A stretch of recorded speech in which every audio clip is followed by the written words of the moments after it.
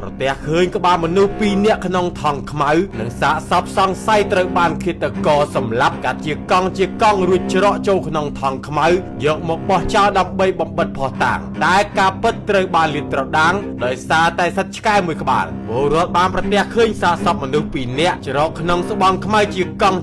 ច្រើនកំណាត់ដែលមានក្លិនស្អុយត្រូវបានសត្វឆ្កែអូសចេញពីព្រៃបង្កការភ្ញាក់ផ្អើលនៅព្រឹកថ្ងៃទី3ខែកក្កដាឆ្នាំ2026នៅចំណុចព្រៃក្បែរផ្លូវខាងកើតភូមិអណ្ដូងថ្មមាសសង្កាត់ផ្សារកណ្ដាលក្រុងប៉ោយប៉ែតខេត្តបន្ទាយមានជ័យពលរដ្ឋបានឲ្យដឹងថានៅក្នុងស្បង់ខ្មៅនោះគឺមានសាកសពជាច្រើនកំណាត់មានក្បាលមនុស្សចំនួន2និងកំណាត់ដៃជើងនិងដងខ្លួនតាមការពិនិត្យគឺសាកសពមនុស្សប្រុសចំនួន2នាក់ដែលមានសម្បកសមានស្នាមសាក់លើដងខ្លួនដែលសង្ស័យថាត្រូវបានឃាតករសម្លាប់កាត់ជាកង់